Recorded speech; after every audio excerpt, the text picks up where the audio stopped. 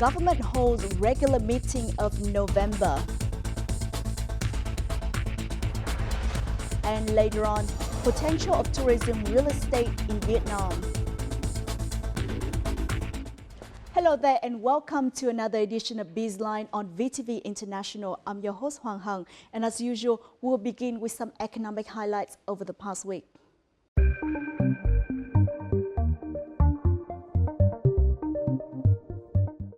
From now until the end of the year, all ministries, sectors and localities must make every effort to fulfill the socio-economic development targets and achieve the goal of 7% GDP growth. This was the request of Prime Minister Nguyễn Xuân Phúc at the regular government meeting, which took place in November. The socio-economic situation in November continued to improve. However, the consumer price index increased by 0.96% over the previous month due to the rising prices of pork and processed meat products. Meanwhile, the number of foreign tourists to Vietnam continued to grow rapidly, reaching over 16 million. Regarding using draft resolution number 1 of the government as a guideline for the direction and administration in 2020, the Prime Minister stressed the importance of sustainable development. The government has also commented on increasing the charter capital for a number of state-owned banks and the option to extend the visa exemption terms for the citizens of several countries. According to the Ministry of Industry and Trade, the total retail sales of goods and consumer services in November were estimated at more than $18.34 billion. This is the highest number of total retail sales in November of the past 6 years. Growth of total retail sales of goods and consumer services revenue has shown stable purchasing power and good growth in recent years. This increase is also gradually approaching the goal that the National Assembly set for the industry and trade sector, which is between 11.5 to 12%. Despite unpredictable developments in global trade, since the beginning of the year, Vietnamese enterprises have made a number of breakthroughs in the export of goods. By mid-November, the country's trade surplus had surpassed the $9 billion mark. This is not only a record high for Vietnam's trade surplus, but also signals the potential for 2019 to be the fourth consecutive year that Vietnam has had a surplus in its import-export balance. Since the beginning of the year, the country's exports have reached nearly $230 billion, up 8% over the same period in 2018. Of which the domestic economic sector has grown by over 16%, accounting for nearly 31% of the country's total export turnover. Statistics from the General Statistics Office shows that newly registered capital from China to Vietnam in 11 months of this year has doubled the number of 2018, reaching $2.28 billion. This figure has put China in second place, just behind Korea in terms of direct investment in Vietnam. This scale not only increased sharply over the same period, but also runs against the global situation. According to analysis, part of the reason comes from the capital flow movement due to trade conflicts, but another reason is the change in China's environmental policy. It is expected that at the end of this year, Vietnam will receive $16.7 billion in overseas remittances and be among the top 10 receivers of remittances in the world, announced the World Bank Annual Remittance Data Report. Ho Chi Minh City currently attracts the largest amount of overseas remittance nationwide, some years accounting for up to half of the nation total. Over the past 2 decades, remittances to Vietnam has steadily increased. According to the World Bank, remittances to low and middle income countries are expected to reach more than $550 billion in 2020. For the first time, Vietnam Oil and Gas Group or Petro Vietnam will head the ASEAN Council on Petroleum or ASCOP Secretariat for the term 2019 to 2024. The handover ceremony took place at the 45th Council meeting of ASCOP held in Hanoi. This is an important milestone for Vietnam that demonstrates the extensive cooperation of not only Vietnam in ASEAN, but also Petro Vietnam in ASCOP. According to the new secretary in charge of ASCOP, the Council's action program for the term 2019-2024 will focus on strengthening dialogue exchange, sharing experiences, and seeking opportunities for cooperation and investment among ASEAN members, especially in the context of great challenges related to climate change, the decline in energy sources, and increasing demand for energy. During the past 15 years, the demand for energy has increased by 60% in Southeast Asia. It now ranks fourth among world's regions for energy consumption. Những cái đấy thì nó đề ra một cái thách thức cũng như là những cái cơ hội cho các hoạt động của các công ty dầu khí ở ASEAN. Và đó là gì? Đó là đối phó với cả biến đổi khí hậu như thế nào? Đó là chuyển đổi cái cơ cấu năng lượng ra làm sao, đó là áp dụng những cái kỹ thuật tiên tiến nhất, những cái cách mạng công nghệ 4.0 vào trong các hoạt động sản xuất kinh doanh như thế nào để làm sao để mà chúng ta khai thác được cái nguồn tài nguyên được một cách rất là hiệu quả nhất và thân thiện với môi trường nhất, và quan trọng hơn nữa là cùng nhau hợp tác để mà tạo ra một cái môi trường ổn định về mặt an ninh, về mặt chính trị để mà tập trung vào cái việc sản xuất kinh doanh của từng nước, từng khu vực. According to ASCOP's secretary in charge for period 2014-2019 Northporn Chuchinda, this could be a good opportunity and starting point for Petro Vietnam to head the ASCOP's secretariat. Petro Vietnam and the country Vietnam is growing very rapidly in terms of economy. So with this leadership role that Petro Vietnam will take, I think ASCOP can be increase to the higher levels of cooperation. The 45th ASEAN Council on Petroleum, or ASCOP, was hosted by the Vietnam Oil and Gas Group, or Petro Vietnam, in Hanoi last week. The theme of this year's meeting was Regional Cooperation for Sustainable Development. Attending the meeting were heads of national petroleum companies and national entities responsible for oil and gas in the 10 ASEAN member countries. Established in 1975, ASCOP aims to promote collaboration in the development of petroleum resources in the region. Manutronics Vietnam, Sojitz Vietnam, and Dai Nico Engineering Limited Company from Japan signed a strategic agreement at Tiên Sơn Industrial Park in Bắc Ninh Province on December the 2nd. Accordingly, the three companies will be cooperating to transfer technology related to electronic component manufacturing. Their collaboration aims to provide good quality input products for producing and assembling electronic items in both Vietnam and in foreign markets. The event marks an important milestone in fostering cooperation and promoting Vietnam's strength in the supporting industry. Those are some highlights in our economic scene. Up next in our crosstalk, we will take a look at the potential of tourism real estate in Vietnam.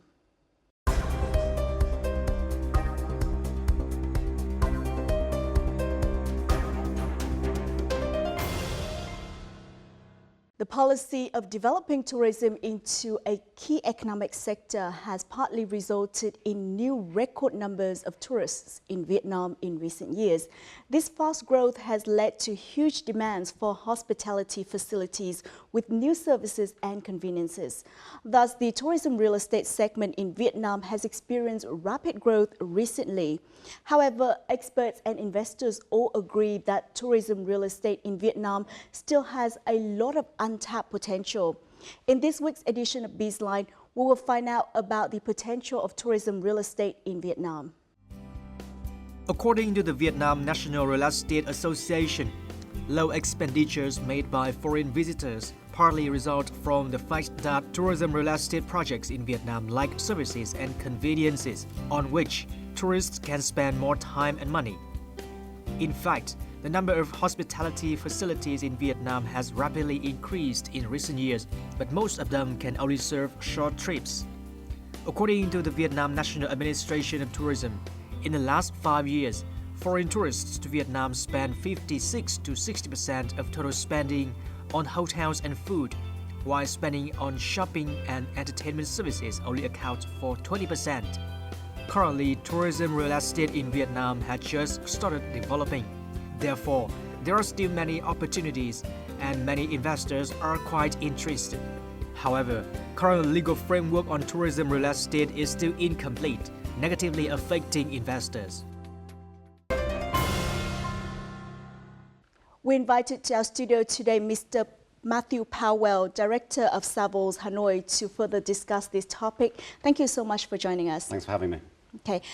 What are the most significant trends in the development of tourism real estate in Vietnam in the last few years?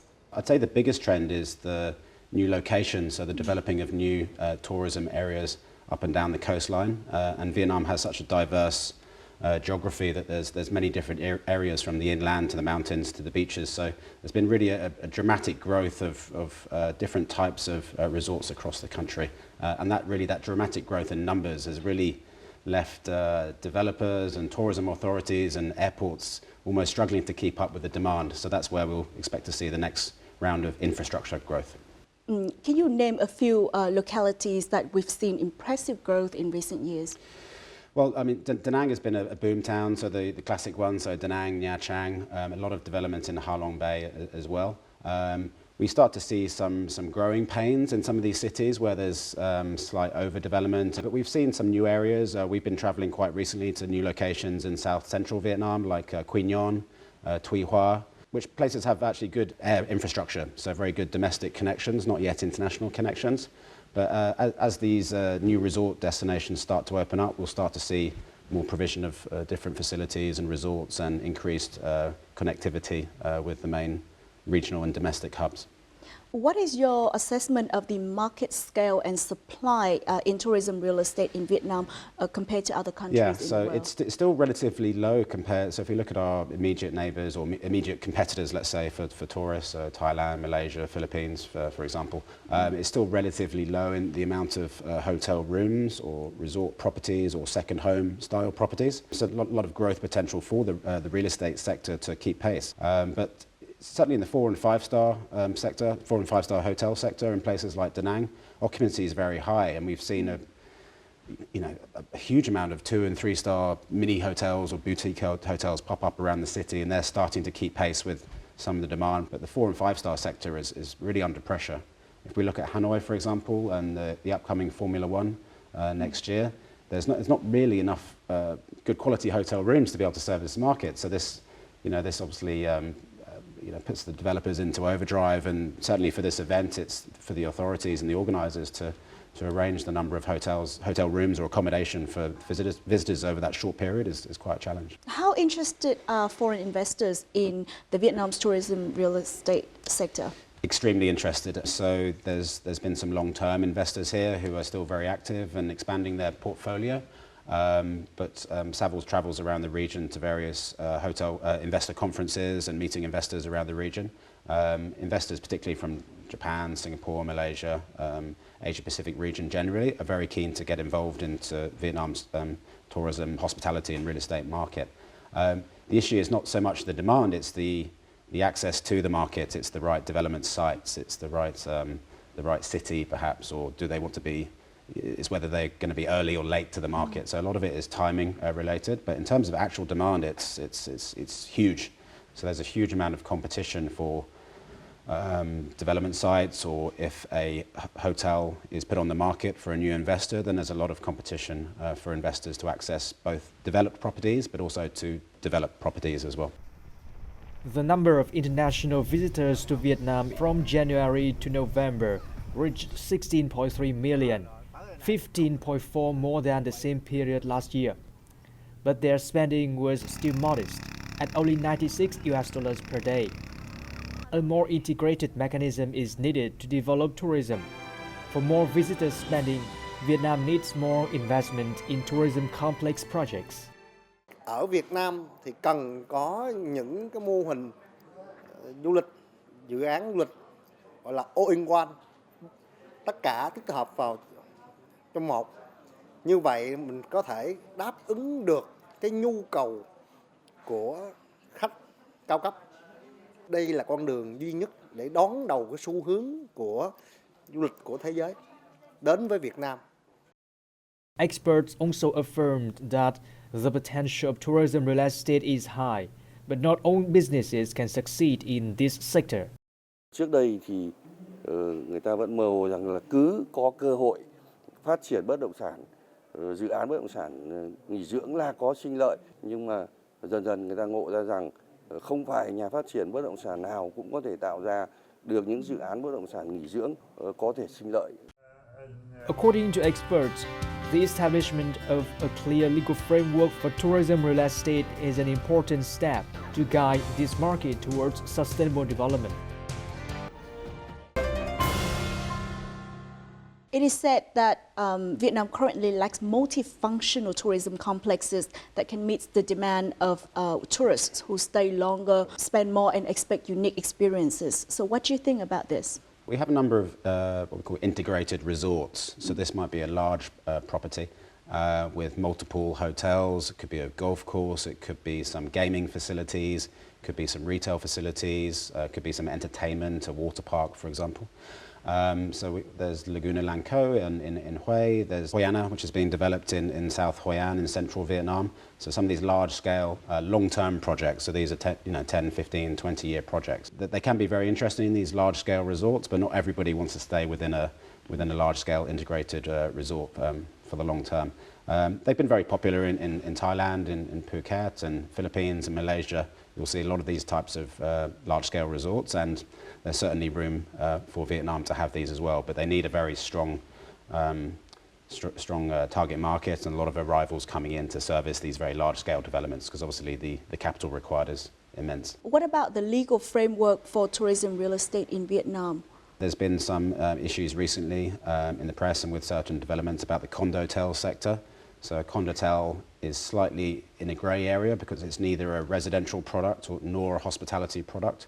So it's an apartment that's essentially a larger scale hotel room. So they don't necessarily have the residential, it's not set up to be a long-term condominium, for example. And they don't necessarily have the legal framework to be able to protect residential buyers. So that has put some difficulties on buyers and on developers who have been quite quick to take advantage of this sector over the last few years to be able to pre-sell these condotel units and then pass a lot of the risk onto the buyer. And there's been some issues about guaranteed returns which haven't been met.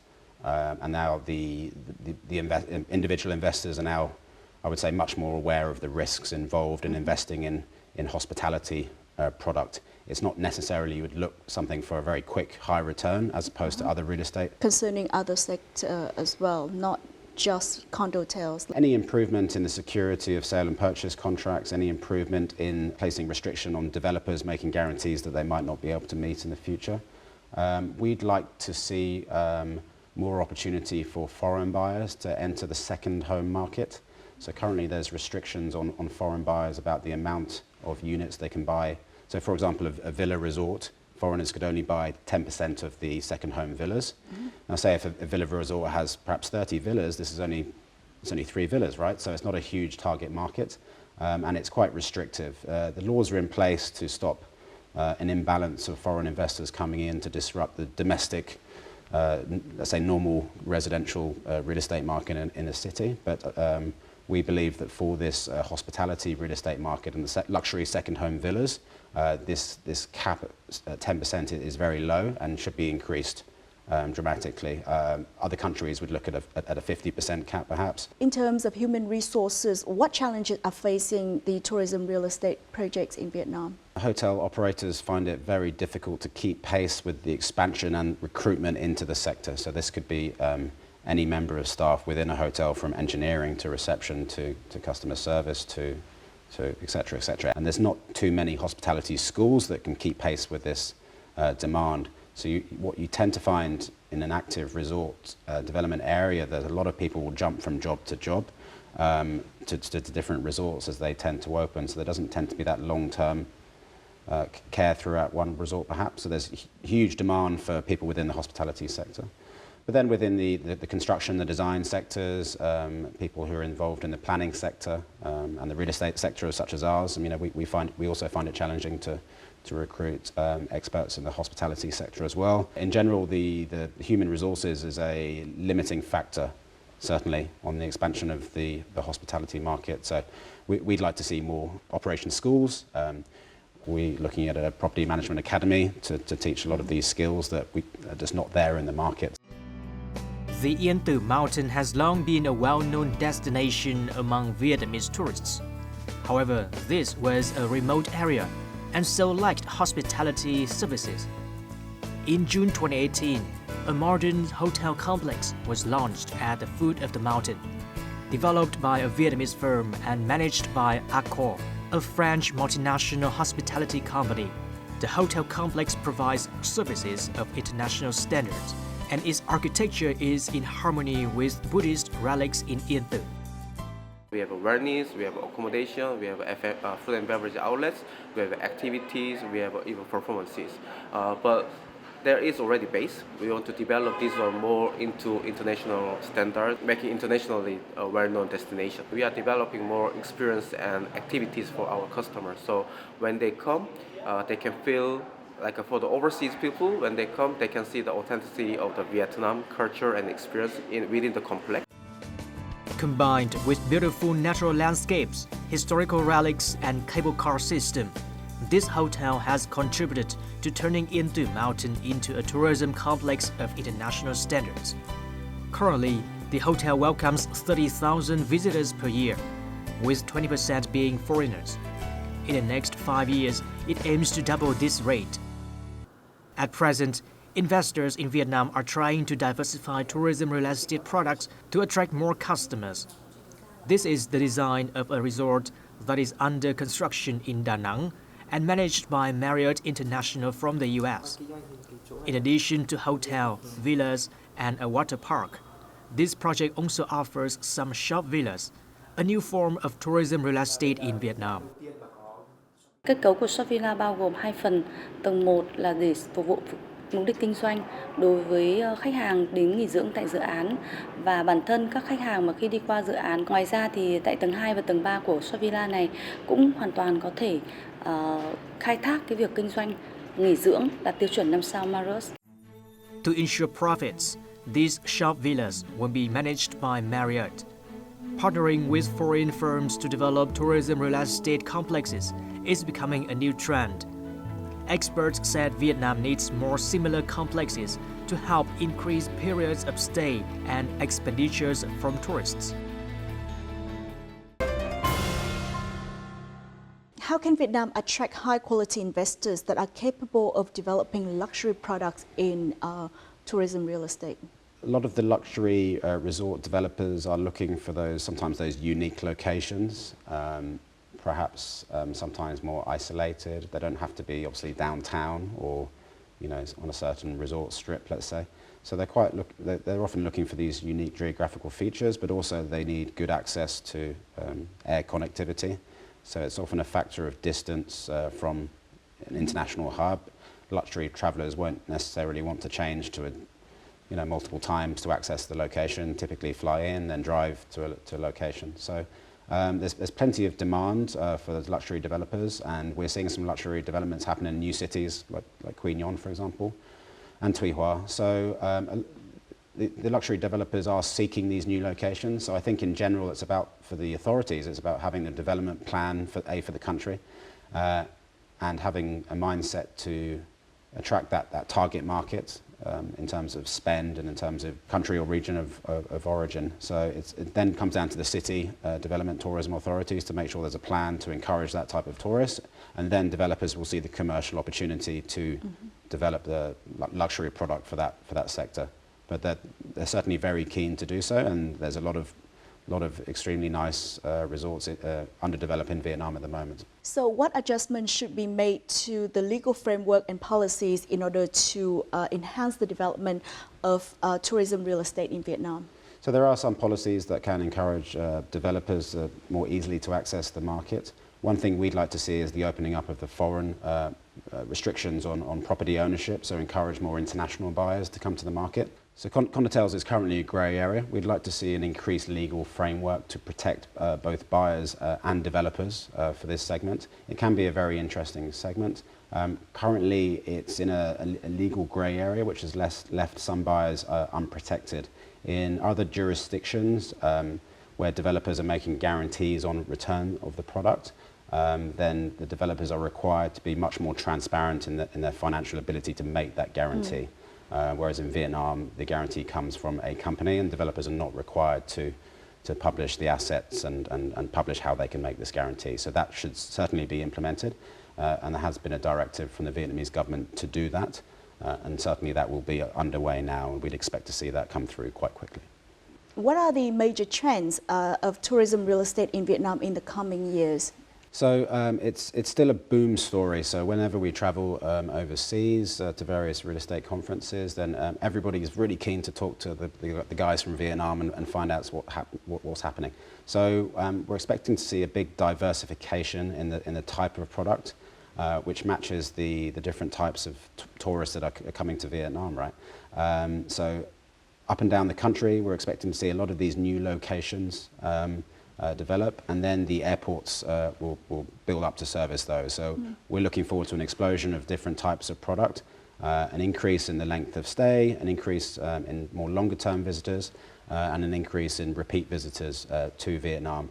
Obviously the government's been extremely supportive in developing the tourism market, and there's whenever we travel Vietnam, people are always so keen to go to Vietnam if they haven't been already. So this in turn will drive the development of the resort sector and the residential second home sector as well, which people are very keen to enter into in Vietnam as well.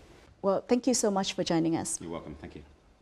With a booming tourism sector, Vietnam would continue to be a key target in the expansion plans of many professional hotel operators.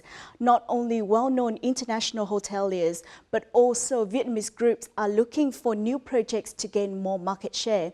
According to experts, hospitality designs that could foster memorable experiences would be in high demand.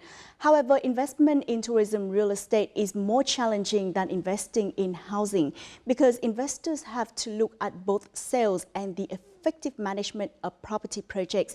Thus, Vietnam should prioritize prestigious investors and high-quality projects in tourism realty in the coming time. And that also wraps up this edition of BizLine. For more news and updates, please log on to our official website at vtv4.vtv.vn or download our app VTV Go.